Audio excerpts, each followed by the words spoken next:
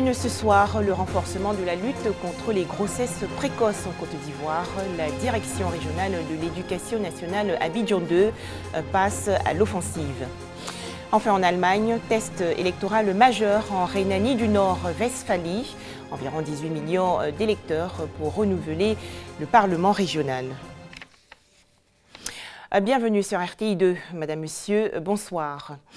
De nouvelles mesures pour renforcer la lutte contre les grossesses en milieu scolaire en Côte d'Ivoire. La direction régionale de l'éducation nationale Abidjan 2 a initié récemment une campagne dénommée « Zéro grossesse égale zéro relation sexuelle ». À noter que ce projet concerne tous les établissements scolaires publics et privés de 4 communes du district d'Abidjan, dont Koumassi, Marcory, Port-Boué et Trasheville. Les explications de Malika Koulibaly.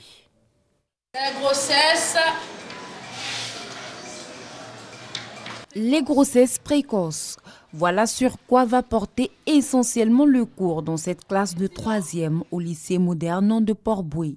Le cours porte sur les grossesses précoces, les causes et les conséquences et surtout quels sont les moyens que nous avons d'éviter les relations sexuelles quand on arrive aux grossesses.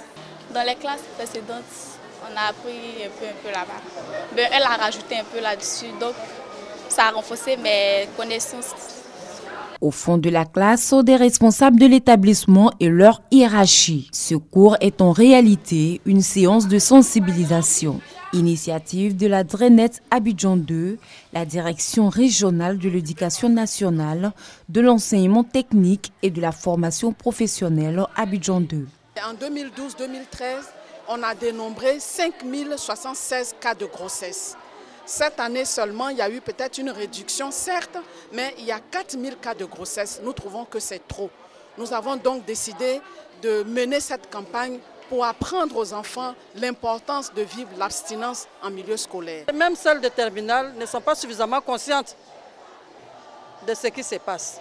Donc je leur lance l'appel de dire non aux garçons, de dire non aux adultes, de dire non aux relations sexuelles parce qu'il y va de leur avenir, de leur succès. Les grossesses précoces en milieu scolaire menacent considérablement l'avenir et même la vie des jeunes élèves. Et malheureusement, la responsabilité de toute la société y est fortement engagée. Normalement, un parent, quand il met au monde un enfant, son premier devoir, c'est d'éduquer son enfant et de donner une bonne éducation à son enfant.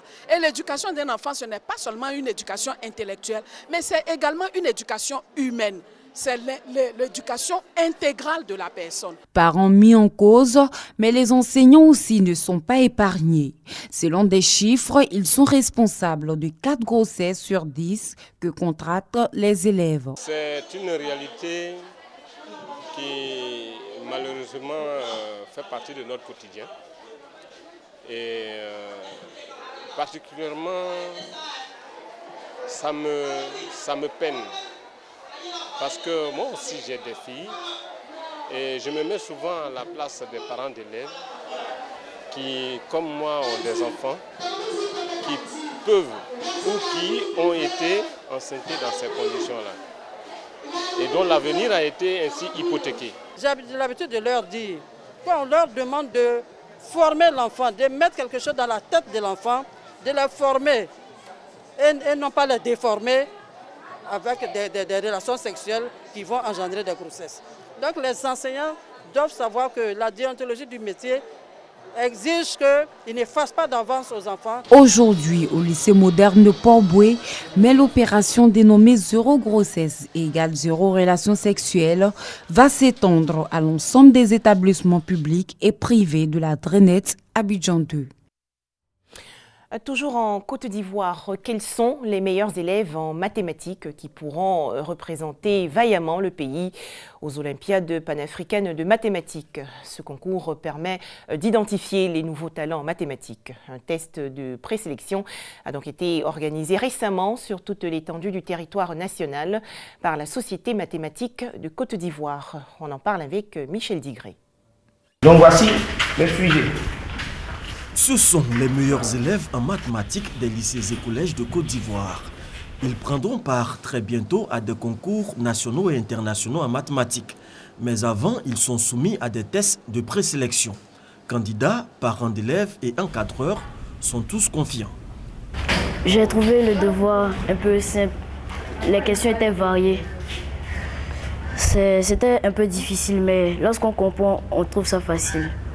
Je suis venue accompagner ma fille pour le concours de mathématiques. Je suis vraiment fière d'elle et je l'encourage à continuer comme ça dans ce sens-là. Et j'espère qu'elle sera parmi les meilleures, pour ne pas dire qu'elle sera la meilleure. Oui, très confiance.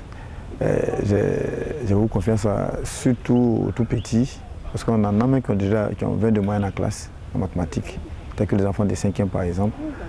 En première, c'est aussi, les enfants vraiment, ils s'en sortent très bien en mathématiques. Après la compétition pour le prix Félix Houphouët-Boigny de mathématiques, ce 13 mai, certains présélectionnés représenteront la Côte d'Ivoire aux Olympiades africaines et internationales de mathématiques en juillet et août prochain.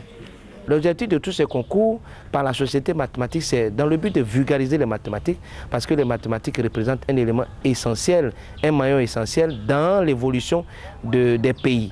Alors, donc ici, nous sommes là pour que toute la Côte d'Ivoire sache que nous avons entrepris de pouvoir détecter les meilleurs de toute la Côte d'Ivoire. Nous allons à présent découvrir l'une des femmes d'affaires les plus influentes du continent. Delphine Maïdou Traoré est originaire du Burkina Faso. Elle a longtemps mené des actions positives envers la jeunesse africaine, les couches défavorisées et le monde agricole. Delphine Maïdou Traoré a même été récompensée récemment pour toutes ses œuvres. C'est donc un exemple à suivre, n'est-ce pas, Assou Traoré? Originaire du Burkina Faso, Delphine Maïdou Traoré est directrice des opérations d'une structure d'assurance internationale. Elle entend œuvrer pour l'épanouissement des jeunes et investir dans le secteur agricole sur le continent. La grande vision, c'est de supporter les jeunes. On a des investissements qu'on a déjà fait ici en Côte d'Ivoire pour supporter certaines actions sociales. Le but, c'est aussi de voir quels projets on peut supporter, on peut financer dans le cas social qui vont aider les jeunes à se développer. C'est important pour nous de pouvoir assurer, par exemple, les agriculteurs contre que ce soit la sécheresse ou ce genre de fléau, parce que tant qu'ils ne sont pas assurés, et s'il y a ce genre de fléau-là qui arrive, par exemple, pour être un peu plus concrète, ils n'ont pas de fonds pour recommencer à travailler dans la saison prochaine. Le 28 avril dernier, Delphine Traoré a reçu en Côte d'Ivoire un award pour son importante contribution à l'essor de l'économie africaine. En Afrique, elle est reconnue pour son leadership et son expertise dans la gestion du risque et dans les domaines des assurances. Elle a été notamment lauréate du prix africain du leadership féminin et du prix Choiseul des 100 principaux leaders d'Afrique pour demain, en 2015. En 2014, Delphine Maïdou Traoré a figuré dans le classement de Jeune Afrique des femmes les plus influentes d'Afrique francophone. En Côte d'Ivoire, le transport est l'un des secteurs les plus touchés par l'immigration clandestine. En effet, de nombreux chauffeurs tentent quotidiennement l'aventure européenne ou américaine. Et ces voyages ne sont pas toujours fructueux. C'est donc pour freiner ce flux migratoire que la Mutuelle Générale des chauffeurs professionnels de la CEDEAO, en collaboration avec le Haut Conseil des transports, a initié le projet dénommé « Un chauffeur égale un véhicule ». Découvrons tout de suite ce programme avec Malika Koulibaly. Honoré est conducteur de transport en commun sur la ligne reliant Abidjan et les localités de la région du Sud, Komoué. Il évolue dans le secteur du transport depuis une dizaine d'années. Ayant fait un peu de fortune dans le transport, Honoré décide de tenter un départ vers l'Europe à la recherche d'une vie meilleure. Avec ces syndicats, j'étais sur la route, c'était un peu compliqué. Donc j'ai voulu aller en Europe. Mais j'ai passé par le Mauritanie. Là-bas, ce n'était pas assez bon. C'était pas assez bon, donc là, je suis revenu encore en Côte d'Ivoire. Le cas de Honoré n'est pas isolé. Ils sont nombreux, ces conducteurs et apprentis, qui, après quelques économies, migrent dans les pays dits développés en traversant la Méditerranée avec tous les risques. Quand quelqu'un achète une voiture, il va te faire travailler pendant 3 à 4 ans. Et puis 2 jours après, il vient vendre la voiture ou bien donner à un de ses cousins. Mais toi, tu deviens quoi? Pendant 4 ans, tu travailles avec quelqu'un, il n'y a pas de contrat entre vous, rien. Mais c'est ce qu'il faut dire que si quelqu'un a 300 000 francs, 200 000, on dit passe par l'autre, tu peux aller à l'aventure. Mais lui, parce que c'est bon. Et c'est justement mieux pour moi pour sensibiliser la jeunesse ivoirienne à l'effet de se lancer dans des activités créatrices de revenus. Et c'est en se lançant dans ce type d'activité-là qu'on pourrait créer de la richesse et ne pas être dépendant. Nous refusons de faire dans notre pays, c'est ce que nous allons faire de l'autre côté lorsque nous allons en immigration. Alors donc l'heure est venue de ne rien minimiser dans le pays, de ne rien délaisser dans le pays comme travail. Mais le petit travail que nous avons, de le prendre avec beaucoup de sérieux, avec beaucoup d'engagement, avec suffisamment de responsabilités pour nous éviter des lendemains qui nous font rêver, mais qui sont sans suite. Face à cette situation qui endeuille de milliers de familles, la Mutuelle Générale des Chauffeurs Professionnels de la CEDEAO propose sa solution pour freiner le fléau. Le projet Un chauffeur, un véhicule est initié. Il a pour but de permettre aux conducteurs de devenir propriétaires de voitures afin de faire face à leurs besoins quotidiens. Nous, la Mutuelle Générale des Chauffeurs Professionnels, a décidé de faire un apprenti, un chauffeur, et faire un chauffeur propriétaire des véhicules. L'État ne peut pas tout faire. Il faudrait que nous, on se mette au travail, pour que nous, on puisse aller vers les partenaires, leur montrer que ceux qui ont confiance à eux pour payer des véhicules, donnent l'argent pour payer des véhicules, mais c'est nous qui remboursons ces crédits.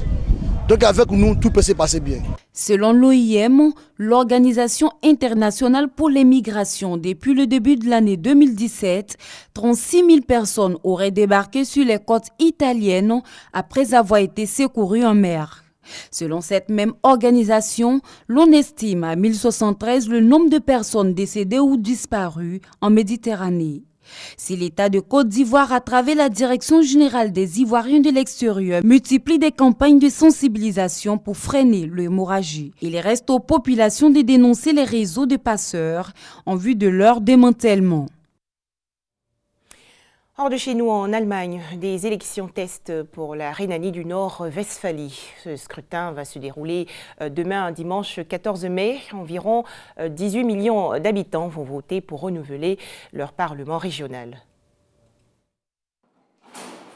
Elle travaille depuis 36 ans, dont 30 ans ici, dans cet hôpital de la ville de Bochum. Déléguée syndicale et agent d'entretien, Petra Vogel, 60 ans, gagne 1 150 € net par mois en travaillant 8 heures par jour. Les fins de mois sont difficiles, alors quand on lui parle des élections régionales de ce week-end, Petra est amère. J'ai le sentiment de m'être fait avoir car ça fait des années que je travaille. J'ai mal au dos, j'ai mal aux genoux à force de monter des étages. Être traité de cette manière dans l'un des pays les plus riches du monde, pas seulement d'Europe, je trouve ça incroyable. Une fois les factures et le loyer payés, Petra n'a plus que 350 € pour vivre. Et dans 5 ans, quand elle sera à la retraite, elle touchera au mieux 665 € par mois. Elle espère donc être encore en forme pour continuer à travailler. Ça me fait peur d'être à la retraite dans 5 ans. Je préfère même ne pas y penser. Cette peur de l'avenir, des milliers d'Allemands la partagent. Les réformes du marché du travail que l'ancien chancelier social-démocrate Gerhard Schröder a conduites dans les années 2000 ont certes fait baisser le chômage, mais ont aussi poussé les travailleurs vers des emplois très précaires. À Bochum, Anton aide chômeurs et travailleurs à bénéficier des aides sociales. Pour lui, le système doit être complètement transformé. La répartition de la richesse se déplace en direction de ceux qui ont beaucoup d'argent. Quand on travaille autant, on devrait pouvoir vivre de son emploi.